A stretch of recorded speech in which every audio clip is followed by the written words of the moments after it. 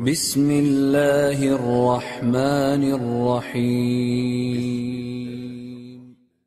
إن الحمد لله نحمده ونستعينه ونستغفره ونعوذ بالله من شرور أنفسنا ومن سيئات أعمالنا من يهده الله فلا مضل له ومن يضلل فلا هادي له وأشهد أن لا إله إلا الله وحده لا شريك له وأشهد أن محمدا عبده ورسوله يا أيها الذين آمنوا اتقوا الله حق تقاته ولا تموتن إلا وأنتم مسلمون يا أيها الناس اتقوا ربكم الذي خلقكم من نفس واحدة وخلق منها زوجها وبث منهما رجالا كثيرا ونساء واتقوا الله الذي تساءلون به والأرحام إن الله كان عليكم رقيبا يا أيها الذين آمنوا اتقوا الله وقولوا قولا سديدا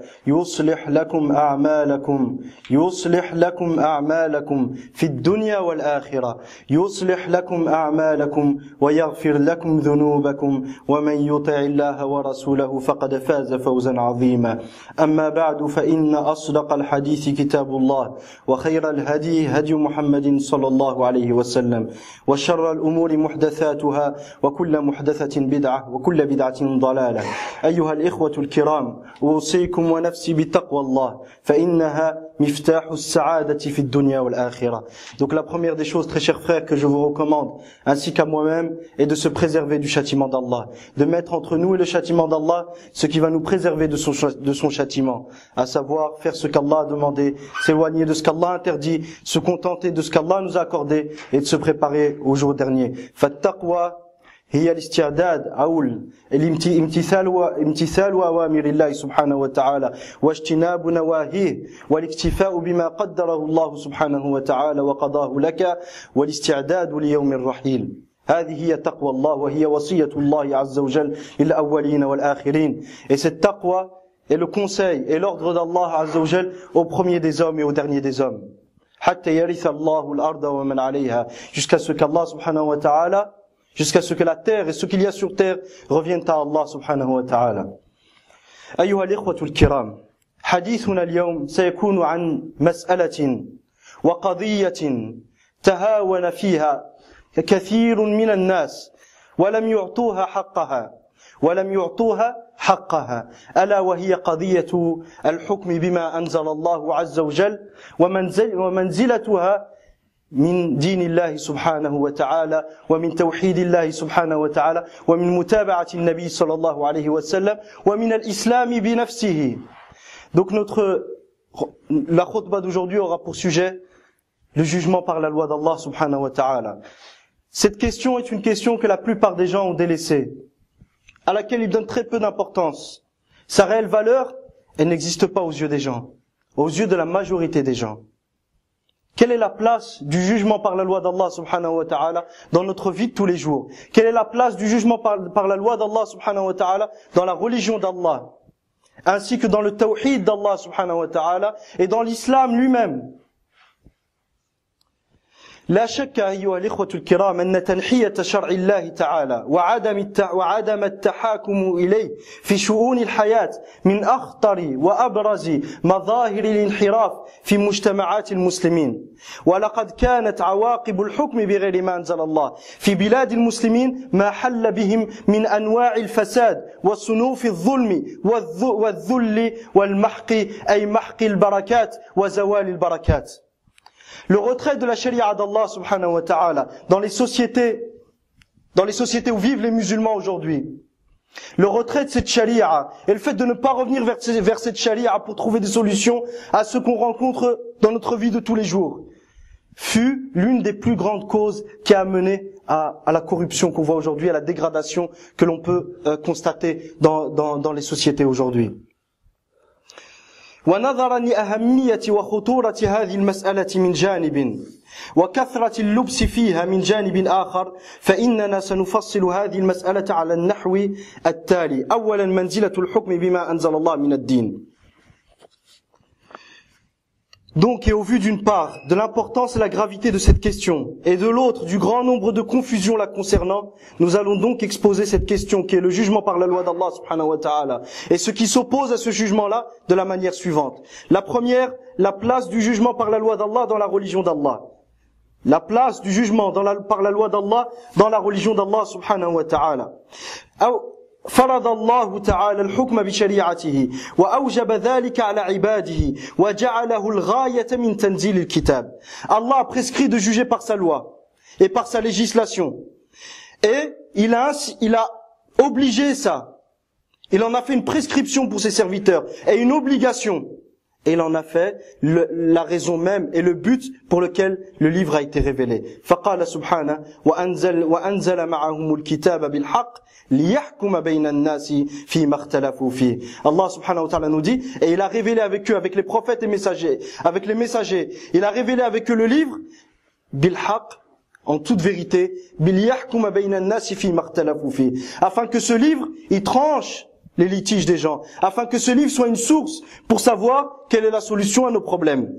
وقال تعالى إنا أنزلنا إليك الكتاب بالحق لتحكم بين الناس بما أراك الله أي بما أوحى الله سبحانه وتعالى لك وبما بينه الله سبحانه وتعالى لك. Et Allah subhanahu wa ta'ala dit, nous avons إنا أنزلنا إليك الكتاب بالحق, nous t'avons révélé le livre en toute vérité. Pourquoi? لتحكم بين الناس بما أراك الله, afin que tu tranches et que tu juges entre les gens parce qu'Allah t'a montré, t'a révélé, t'a exposé.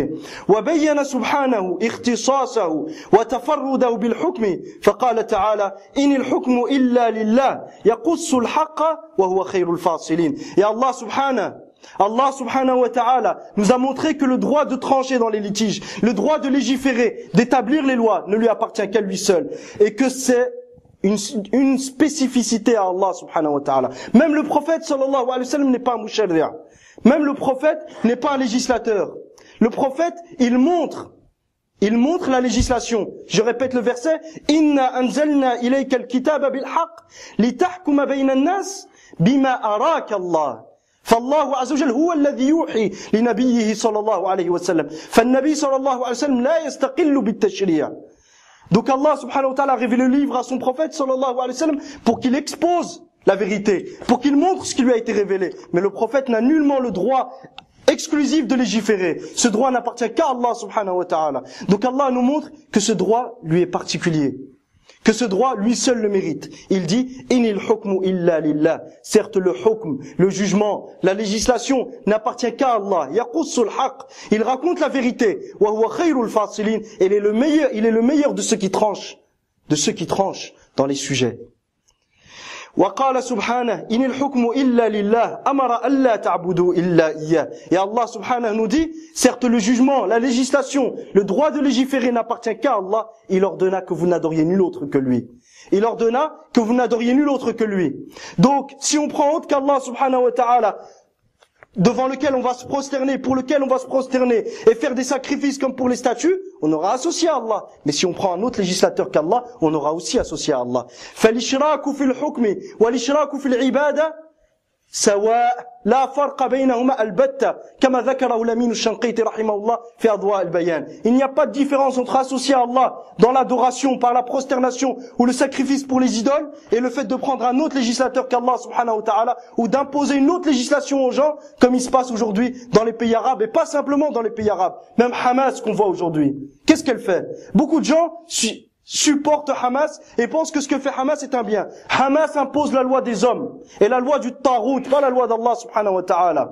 Donc ils ont pris un autre seigneur qu'Allah, un autre législateur qu'Allah, un autre Dieu qu'Allah. Ils ont adoré autre qu'Allah subhanahu wa ta'ala. كما يفعله الطواغيت العرب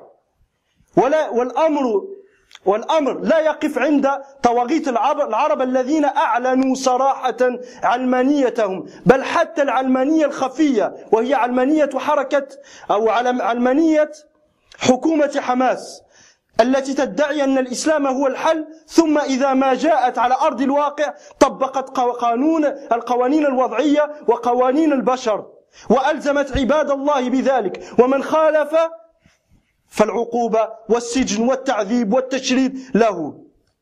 أهذا هو الإيمان بالله والإفراد لله سبحانه وتعالى في الحكم أم هو الإشراك بالله سبحانه وتعالى? Est-ce que on fait face à ce genre de, dans cette situation, fait-on face ou a-t-on face à nous une foi en Allah subhanahu wa ta'ala seul, ou au contraire le délaissement de la charia d'Allah subhanahu wa ta'ala, et de l'autre côté la divinisation et la divinité des lois forgées par les hommes que l'on impose aux gens en délaissant la charia d'Allah subhanahu wa ta'ala. وقال سبحانه وقال عز وجل له الحمد في الأولى والآخرة وله الحكم وإليه ترجعون. Allah عز وجل nous dit, à lui seul, à lui appartiennent les plus grandes louanges dans la première vie et dans l'au-delà. وله الحكم, et à lui seul appartient le hukm, le droit de légiférer. وإليه ترجعون, et c'est vers lui que vous retournerez. وقال سبحانه وما اختلفتم فيه من شيء فحكمه إلى الله. Et Allah subhanahu nous dit, et quel que soit votre sujet de divergence, quel que soit votre sujet de divergence, فَحُكْمُهُ إِلَى اللَّهِ, son jugement n'appartient qu'à Allah. Ce verset a été révélé à Mecca. فَهَذِهِ الْآيَةُ آيَةٌ مَكِّيَّةٌ. Ce verset a été révélé à Mecca alors qu'il n'y avait pas de, la charia n'avait pas de suprématie. Et malgré ça, Allah subhanahu wa ta'ala dit, وَمَا اخْتَلَفْتُمْ فِيهِ مِنْ شَيْءٍ فَحُكْمُهُ إِلَى اللَّهِ. Et quels que soient vos sujets de divergence, son jugement, ce qui va le trancher, c'est Allah subhanahu wa ta'ala. Donc contrairement à certains qui disent, aujourd'hui on ne peut pas appliquer la charia, donc on applique la charia des hommes. On ne peut pas appliquer la loi d'Allah subhanahu wa ta'ala, on applique la loi des hommes. Et la loi du Tarout, on leur répond, Allah subhanahu wa ta'ala a dit, à Mecca, alors que la charia n'avait pas de suprématie, وَمَا اخْتَلَفْتُمْ فِيهِ مِنْ شَيْءٍ فَحُكْمُهُ إِلَى اللَّهِ.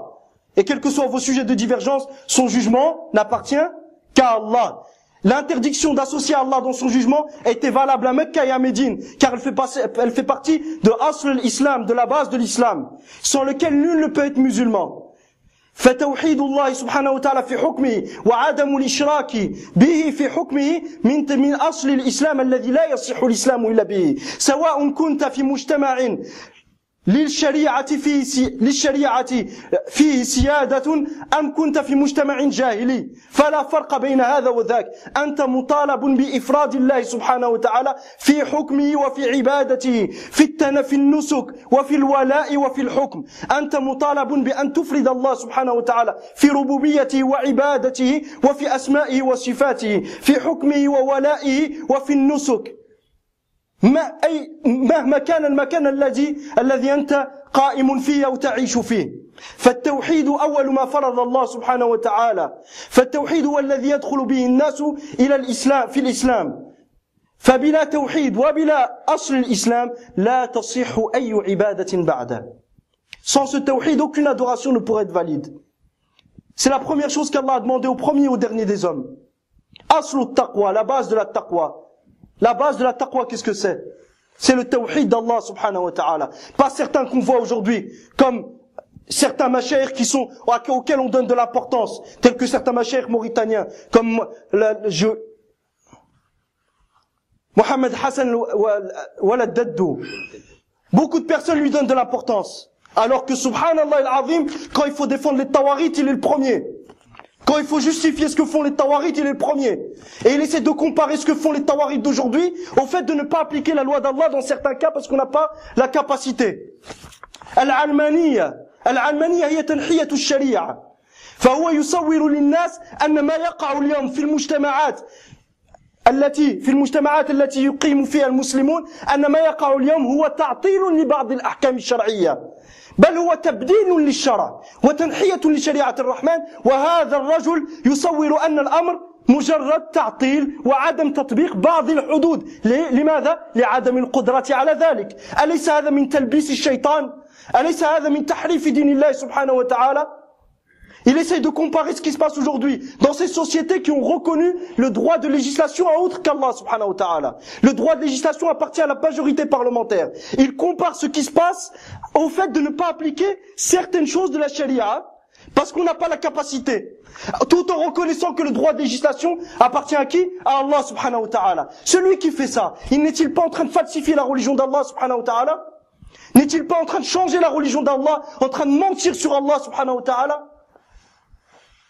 فحذاري حذاري من علماء السوء الذين يحرفون دين الله سبحانه وتعالى. Donc prenons garde aux mauvais savants qui falsifient la religion d'Allah subhanahu wa ta'ala et qui essayent de faire passer al-waqi', la réalité dans laquelle nous sommes en train de vivre, comme étant un waqi', comme étant une réalité purement islamique dans laquelle il y a quelques inhirafat, quelques petites déviations.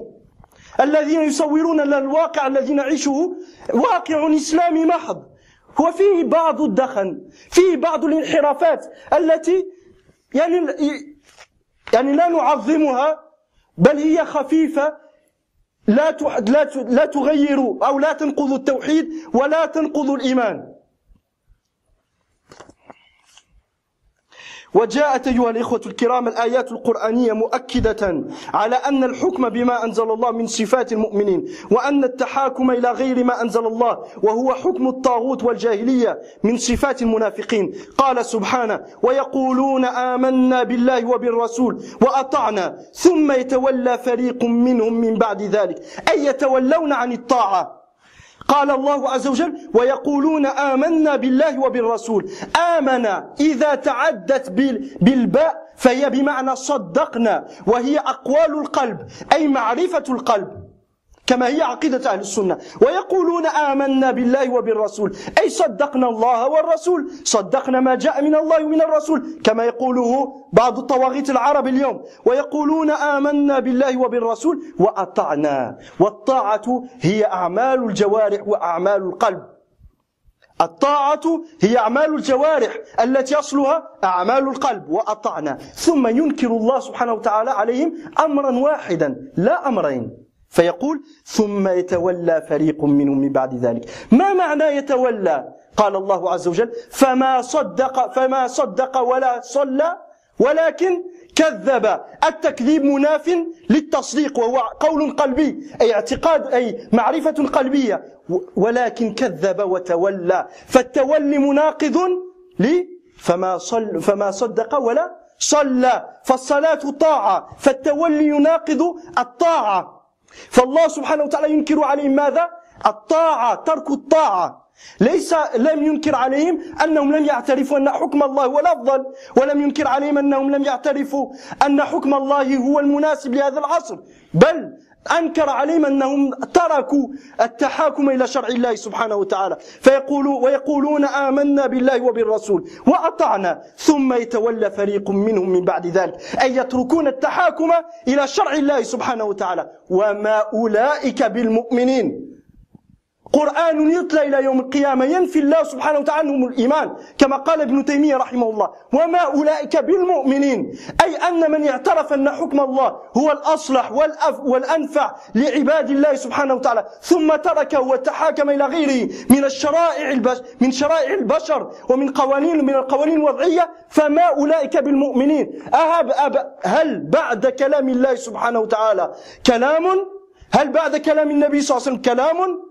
هل يجوز لنا مخالفة ظاهر القرآن بمجرد وساوس شيطانية وتحريفات من علماء السوء؟ هل يجوز لنا ذلك؟ مع أن الأمة قد أجمعت على أن من ترك شرع الله سبحانه وتعالى المنزل وتحاكم إلى غيره من الشرائع المنسوخة التي كانت يوما من الأيام شرائع للرحمن، أن من ترك شرع الله المنزل وتحاكم إلى الشرائع المنسوخة فقد كفر بإجماع العلماء كما ذكر ابن كثير رحمه الله تعالى. هل يجوز لنا مخالفة الإجماع؟ وهل يجوز لنا كما قال الله سبحانه وتعالى: ومن يشاقق الرسول من بعد ما تبين له الهدى ويتبع، الواو تفيد المغايرة، ويتبع غير سبيل المؤمنين. فمتابعة أو مخالفة سبيل المؤمنين ليست هي معصية الرسول صلى الله عليه وسلم، بل هي مخالفة إجماع الأمة. قد انعقد الإجماع على أن من ترك الشرع المنزل وتحاكم إلى غيره من الشرائع فقد كفر. هل بعد هذا الإجماع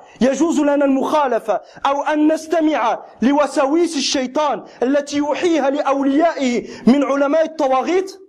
هل يجوز لنا ذلك؟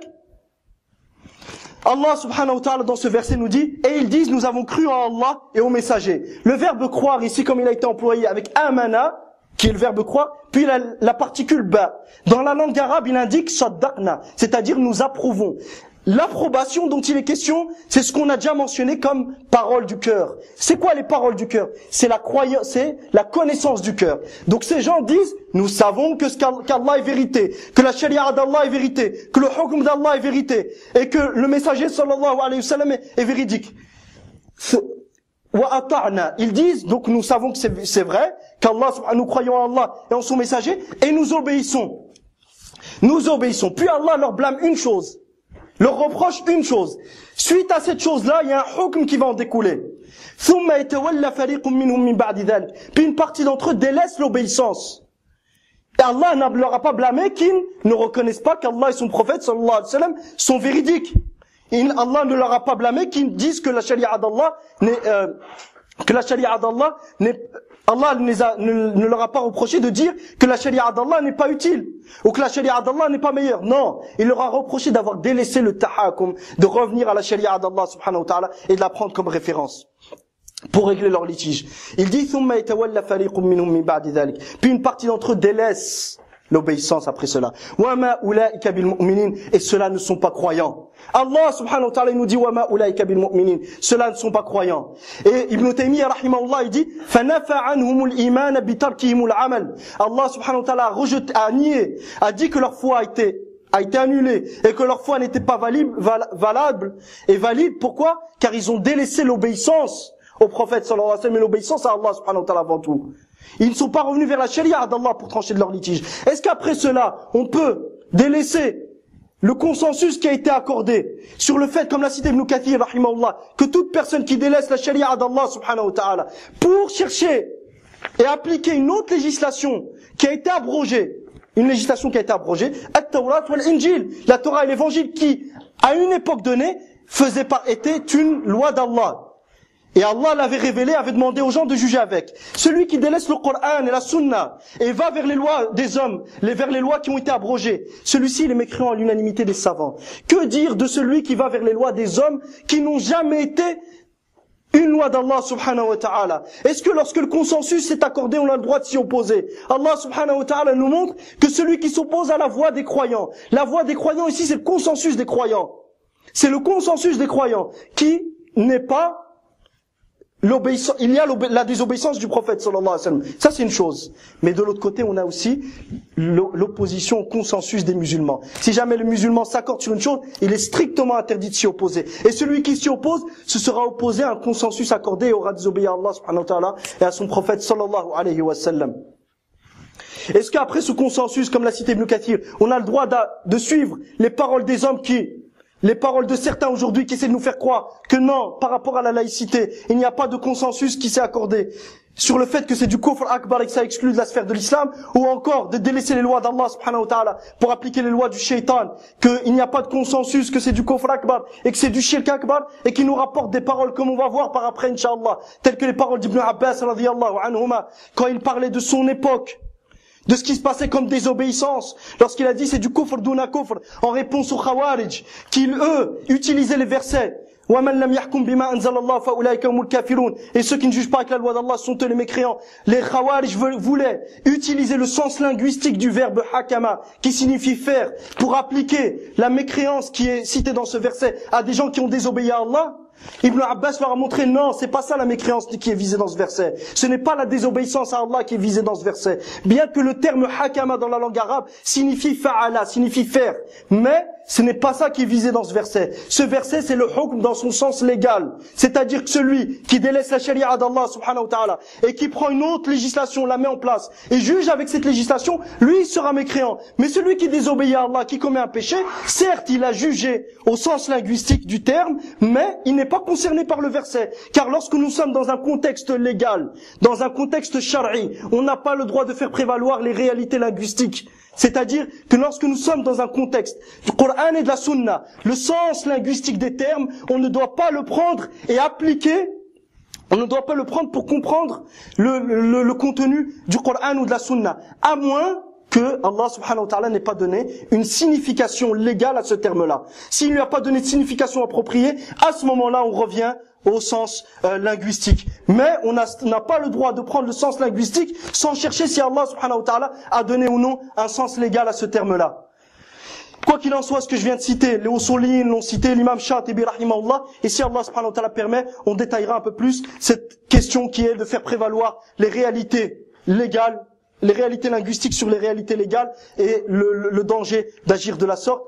أما هذا الأمر وهو تقديم الحقائق اللغوية على الحقائق الشرعية في سياق شرعي دون البحث عن المعاني الشرعية التي بينها الله سبحانه وتعالى في كتابه ونبيه صلى الله عليه وسلم في سنته، فهذا المبحث وهو يعني تقديم الحقائق اللغوية على الحقائق الشرعية يعني على ما بناء على ما ذكرنا سنتحدث عنه إن شاء الله تعالى في اللقاء قادم بإذن الله سبحانه وتعالى. وأقول قولي هذا وأستغفر الله لي ولكم ولسائر المسلمين من كل ذنب فاستغفروه إنه هو الغفور الرحيم.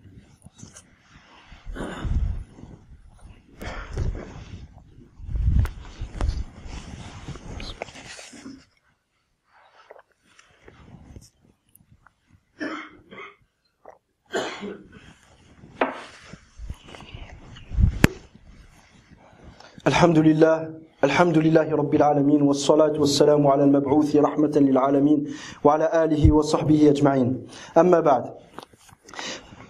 قال سبحانه: ويقولون آمنا بالله وبالرسول وأطعنا ثم يتولى فريق منهم من بعد ذلك وما أولئك بالمؤمنين وإذا دعوا إلى الله ورسوله ليحكم بينهم إذا فريق منهم معرضون وإن يكن لهم الحق يأتوا إليه مذعنين أفي قلوبهم مرض أم ارتابوا أم يخافوا أن يحيف الله عليهم ورسوله أي هل يخافون أن يظلمهم الله سبحانه وتعالى ورسوله فما هذا إلا ظن المنافقين أم يخافون أن يحيف الله عليهم ورسوله بل أولئك هم الظالمون إنما كان قول المؤمنين إذا دعوا إلى الله ورسوله ليحكم بينهم أن يقولوا سمعنا وأطعنا وأولئك هم المفلحون. إنما كان قول المؤمنين إذا دعوا إلى الله ورسوله ليحكم بينهم أن يقولوا سمعنا وأطعنا وأولئك هم المفلحون. Donc أيها الإخوة, Allah subhanahu wa ta'ala dit ensuite: et lorsqu'ils sont appelés à ce qu'Allah et son messager tranchent entre eux, إِذَا فَرِيقٌ مِّنْهُمْ مُعْرِضُونَ, une partie d'entre eux se détourne. وَإِن يَكُنْ لَهُمُ الْحَقُّ يَأْتُوا إِلَيْهِ مُذْعِنِينَ, et si la vérité est de leur côté, ils viennent en se soumettant à cette vérité. أَفِي قُلُوبِهِمْ مَرَضٌ, y a-t-il une maladie dans le cœur? أَمْ يَرْتَابُوا, ou ont-ils un doute? أَمْ يَخَافُوا أَن يَحِيفَ اللَّهُ عَلَيْهِمْ وَرَسُولُهُ, ou craignent-ils qu'Allah et son messager soient injustes envers eux? بَلْ أُولَئِكَ هُمُ الظَّالِمُونَ, bien ceux-là, il n'y a aucun doute, ce sont eux les injustes. إنما كان قول المؤمنين إذا دعوا إلى الله ورسوله ليحكم بينهم أن يقولوا سمعنا وأطعنا. La seule parole des croyants lorsqu'ils sont appelés à ce qu'Allah et son messager tranchent entre eux est de dire: nous avons entendu et nous nous soumettons, nous allons obéir. وَأُولَئِكَ هُمُ الْمُفْلِحُونَ, et ce sont eux les gagnants et les victorieux. وقال تعالى: يا أيها الذين آمنوا أطيعوا الله وأطيعوا الرسول وأولي الأمر منكم فإن تنازعتم في شيء مهما كان هذا الشيء فردوه إلى الله والرسول إن كنتم تؤمنون بالله واليوم الآخر ذلك خير وأحسن تأويلا, أي أحسن مآلا. ألم تر إلى الذين يزعمون, أي هم كاذبون في زعمهم, ألم تر إلى الذين يزعمون أنهم آمنوا بما أنزل إليك وما أنزل من قبلك يريدون أن يتحاكموا إلى الطاغوت, أي يريدون حكم الطاغوت يتركون حكم الله سبحانه وتعالى لحكم الطاغوت, ويريدون أن يتحاكموا إلى الطاغوت وقد أمروا أن يكفروا به. متى أمروا أن يكفروا به؟ في قوله تعالى: ولقد بعثنا في كل أمة رسولا أن يعبدوا الله واجتنبوا الطاغوت. فالكفر بالطاغوت أول ما فرض الله سبحانه وتعالى على عباده مع الإيمان بالله سبحانه وتعالى. ويريد الشيطان أن يضلهم ضلالا بعيدا. وإذا تدبرتم أيها الإخوة الكرام فالضلال البعيد لم يأتي في القرآن الكريم إلا بمعنى الشرك بالله سبحانه وتعالى. إن الله لا يغفر أن يشرك به ويغفر ما دون ذلك لمن يشاء ومن يشرك بالله فقد ضل ضلالا بعيدا.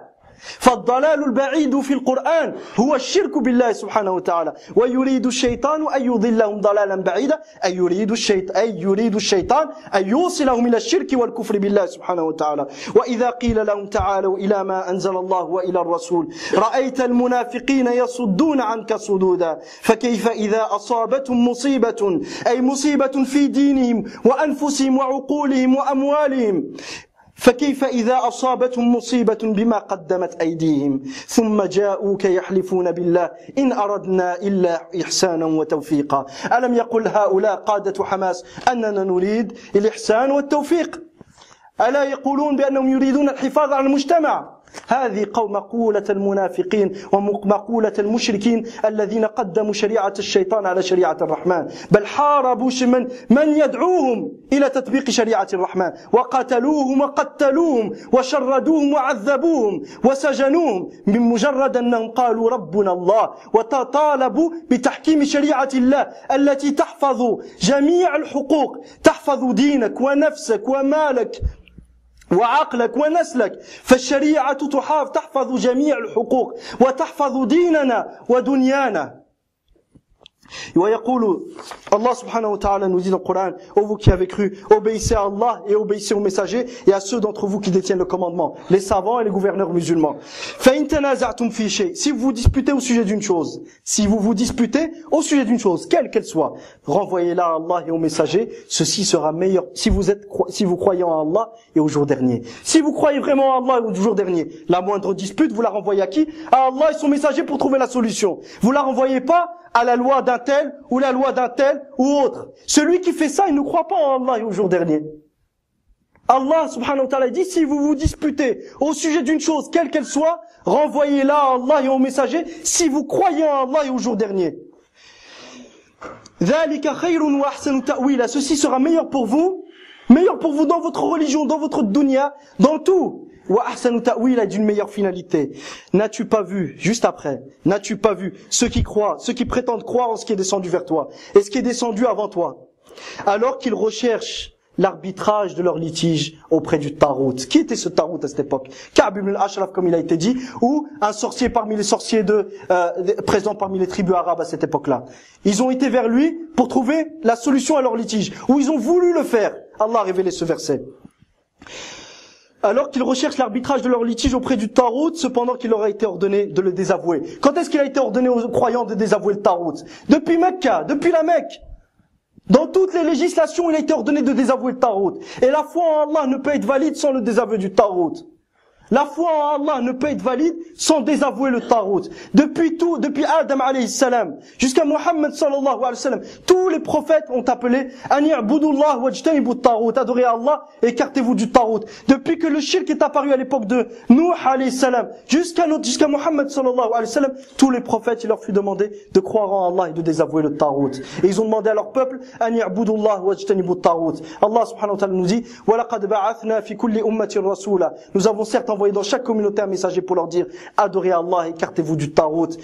فَمِنْهُمْ مَنْ هَدَى اللَّهِ Certains furent bien guidés. وَمِنْهُمْ مَنْ حَقَّتْ عَلَيْهِمُ الضَّلَالَةُ Et d'autres furent destinés à l'égarement. فَسِيرُوا فِي الْأَرْضِ Parcourez donc la terre. فَانْظُرُوا كَيْفَ كَانَ عَاقِبَةُ الْمُكَذِّبِينَ Parcourez donc la terre et regardez, méditez comment fut la fin de ceux qui ont démenti les messagers d'Allah subhanahu wa ta'ala. Tous les prophètes ont été envoyés pour ça. Puis Allah subhanahu wa ta'ala nous dit et le shaitan veut les mener vers un égarement lointain. Je vous appelle à prendre le livre d'Allah et à lire le Coran et cherchez le sens de l'égarement lointain dans le Coran. Vous ne le trouverez que dans une seule signification, qui est le shirk.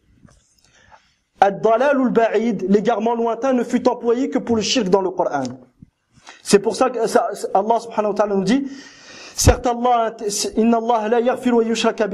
ne pardonne pas qu'on lui donne des associés, et il pardonne en dehors de ça, en dessous du shirk, à qui il veut. Et quiconque associe à Allah se sera égaré d'un égarement lointain. L'égarement lointain dans le Coran signifie le shirk et le kufr. Donc le shaitan veut les mener vers un égarement lointain, c'est-à-dire vers le shirk. Comment? En délaissant la sharia d'Allah et en faisant prévaloir et en prenant la sharia du shaitan et la sharia des hommes et en l'appliquant dans la vie de tous les jours. Ou quand on a un litige, on délaisse le fait de revenir vers la charia d'Allah et on va chercher la solution de nos litiges vers autre qu'Allah subhanahu wa ta'ala. وإذا قيل لهم تعالوا إلى ما أنزل الله وإلى الرسول رأيت المنافقين يصدون عنك صدودا. Et lorsqu'il leur est dit venez vers ce qu'Allah a révélé et vers le messager, tu verras que les hypocrites se détournent. Et ils vont loin, ils veulent pas. Ils s'éloignent. Ils s'éloignent et ils vont loin lorsqu'ils s'éloignent de ça. Ils ne veulent surtout pas entendre qu'on les appelle à ce qu'Allah subhanahu wa ta'ala et son prophète sallallahu alayhi wa sallam tranchent de leur litige. فَكَيْفَ إِذَا أَصَابَتْهُمْ مُصِيبَةٌ. Qu'en sera-t-il lorsqu'un malheur les touchera? Un malheur les touchera dans leur din, dans leur dunya, dans leur vie de tous les jours, dans leur raison, dans leurs biens et autres parmi les malheurs qui peuvent te toucher. À cause de ce qu'ils ont fait, ثُمَّ جَاءُوكَ, puis qui viennent vers toi, يَحْلِفُونَ بِاللَّهِ, jurent par Allah, إِنْ أَرَدْنَا إِلَّا إِحْسَانًا وَتَوْفِيقًا. Nous n'avons voulu que bien faire. Nous n'avons pas voulu mal agir. Que prétendent aujourd'hui Hamas, par exemple? Lorsqu'ils imposent les lois des hommes, ils disent qu'ils sont là pour faire respecter le qanoun. Et tout le monde sait que c'est pas le sharia qui est appliqué. Ils l'ont dit eux-mêmes, nous ne voulons pas appliquer la sharia. Nous n'allons pas appliquer la sharia. Soyez tranquilles. Donc, lorsqu'ils s'efforcent d'attraper les gens qui s'opposent à la loi, c'est quelle loi? La loi d'Allah? Non, la loi du shaitan. La loi du tarout. Et ils s'efforcent de toute personne qui les appelle à appliquer la sharia d'Allah, ils le tuent. Comme ça, il s'est passé avec Cheikh Abu Nour, rahimahullah, et wa ikhwanuhu et ses frères, dans Majid ibn Taymiyyah. Ils les ont tués. Ils ont tiré avec des lance-roquettes. Ils ont tiré avec des armes. Ils ont tué toute personne. Même les gens qui étaient en train d'agoniser, il y a des vidéos qui sont présentes sur YouTube, ils les tuent. Les gens qui étaient emmenés par les véhicules par l'ambulance, ils les arrêtaient sur la route. Ils demandaient au conducteur de s'arrêter, ils ouvraient la porte de derrière, ils lui mettaient une balle dans la tête. Pourquoi? Parce qu'ils leur ont dit, nous vous demandons d'appliquer la sharia d'Allah. Juste pour ça. En prison, ils les torturent. Pourquoi? Parce qu'ils leur ont demandé d'appliquer la sharia d'Allah. Ils leur disent, vous comprenez pas, vous savez pas qu'est-ce qui se passe dans le monde. Vous êtes des gens qui des illuminés. Vous comprenez pas, vous savez pas comment on gère un État. Qu'est-ce qu'ils ont dit les hypocrites à l'époque du prophète sallallahu alayhi wa sallam? Nous ne voulons que bien faire. Eux, ils disent, nous ne voulons que bien faire. Et ils s'efforcent d'appliquer ces lois-là. Et une parenthèse ici, l'un des qurra du Coran qui est bien connu, Al-Affasi, il est parti au Parlement koweïtien le jour où le président le responsable de l'État koweïtien, il devait jurer fidélité à la Constitution. Il est venu, il a lu, regardez les versets qu'il a lus.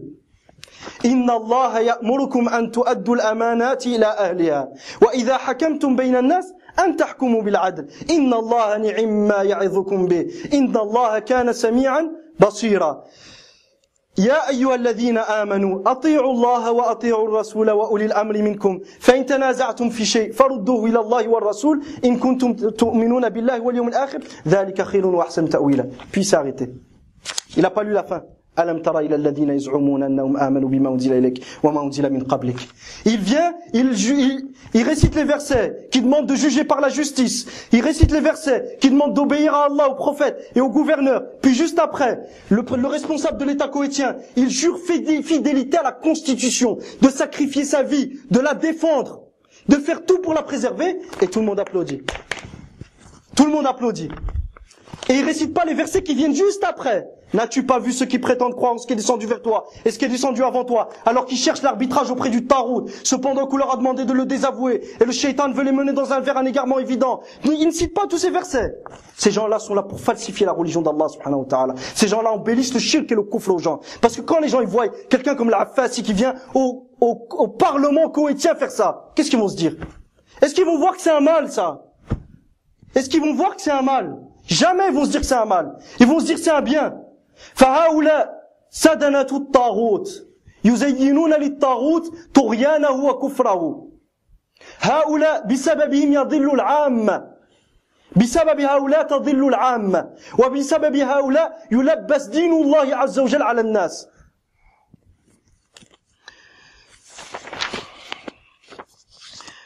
وأخيرا أيها الإخوة الكرام ولا أطيل عليكم ويقول ابن تيمية عن هذه الآيات ذم الله عز وجل المدعين الإيمان بالكتب كلها وهم يتركون التحاكم إلى الكتاب والسنة. Ibn Taymiyyah rahimahullah dit Allah a blâmé ceux qui prétendent la foi en tous les livres, ils prétendent croire en tous les livres alors qu'ils délaissent le tahakum, vers le livre, le Coran et la Sunna. Ils ne reviennent pas vers le Coran et la Sunna pour trouver une solution à leur litige.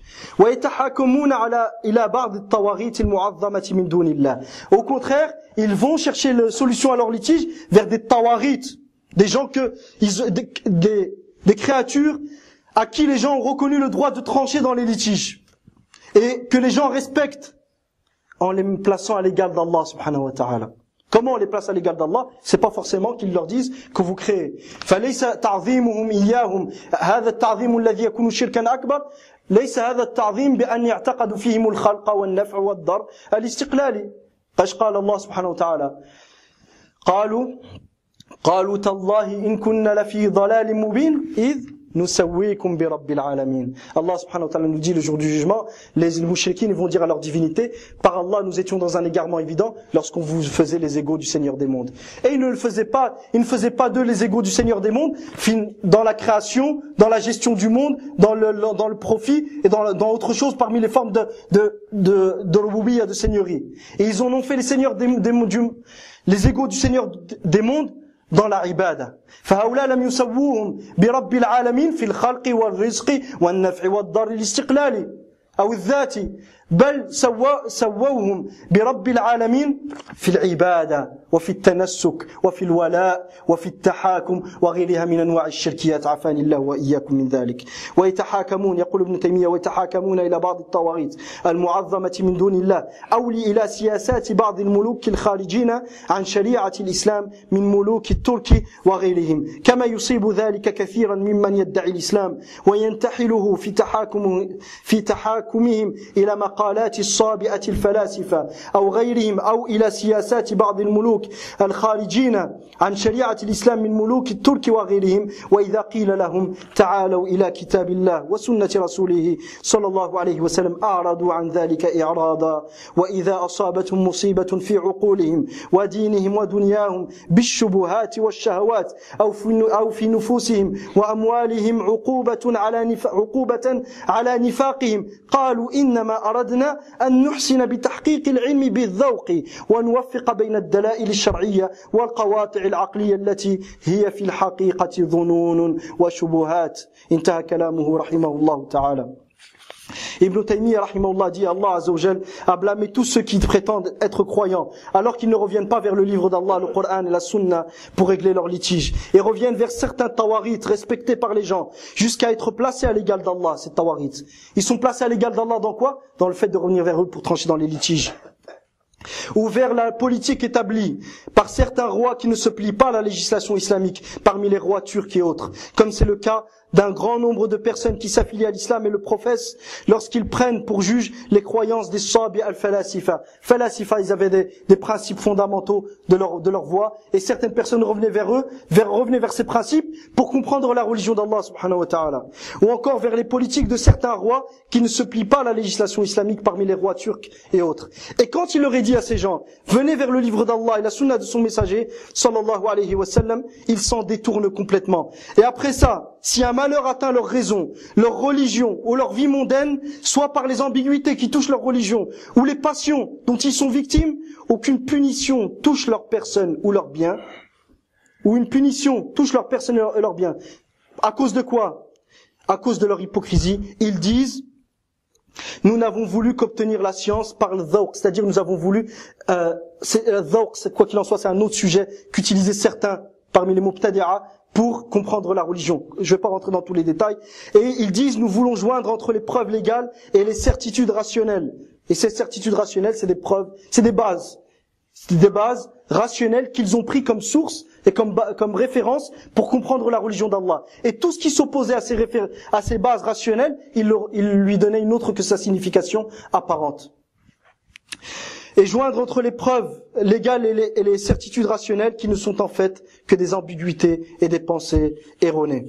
ويقول كذلك ابن تيمية رحمه الله تعالى ومعلوم باتفاق المسلمين أنه يجب تحكيم الرسول صلى الله عليه وسلم في كل ما شجر بين الناس في أمر دينهم ودنياهم، في أصول دينهم وفروعه أي العقائد والفقهيات، وعليهم كلهم إذا حكم بشيء ألا يجدوا في أنفسهم حرجا مما حكم ويسلموا تسليما. Et il dit aussi Ibn Taymiyyah rahimahullah, il est connu par l'ensemble des musulmans qu'il est un devoir de prendre le messager sallallahu alayhi wa sallam comme juge dans les litiges entre les gens, dans leurs affaires religieuses et mondaines. Qu'il est une obligation de prendre le message d'Allah sallallahu alayhi wa sallam comme juge dans nos affaires religieuses et mondaines, dans leur base de la religion, dans les questions de la aqida et dans les branches, c'est-à-dire les questions de fiqh. Et s'il juge le prophète sallallahu alayhi wa sallam d'une chose, s'il juge d'une chose, il ne doit y ressentir aucune gêne et se soumettre d'une totale soumission. Et la prochaine fois, Inch'Allah ta'ala, on continuera pour voir la réelle place du hukm bima anzalallah dans le tawhid, afin qu'on comprenne la réalité du tawhid et la réalité du shirk. في خطب قادمة بإذن الله سبحانه وتعالى إن وفقنا الله وقدر لنا اللقاء والبقاء سنستمر في بيان أهمية هذا الموضوع لكثرة التلبيس واللبس الذي يقع فيه. وسأل الله تبارك وتعالى يعز الإسلام وأهله ونسأل الله تبارك وتعالى يعز الإسلام وأهله. اللهم فك أسر علمائنا وإخواننا وأخواتنا يا رب العالمين. اللهم انزل على قلوبهم السكينة والطمأنينة يا رب العالمين يا أكرم الأكرمين. اللهم اجعل للمستضعفين المضطهدين من كل ضيق مخرجا ومن كل هم فرجا. اللهم اجعل للمستضعفين المضطهدين من كل ضيق مخرجا ومن كل هم فرجا يا رب العالمين. اللهم إنك ولي ذلك والقادر عليه. اللهم أنت خير حافظا وأنت أرحم الراحمين. اللهم انزل على قلوبهم السكينة والطمأنينة يا رب العالمين. اللهم أريهم من عجائب قدرتك ما تطمئن به أفئدتهم ويزداد به يقينهم يا رب العالمين. اللهم انصر الإسلام وأهله. اللهم أعز الإسلام وأهله.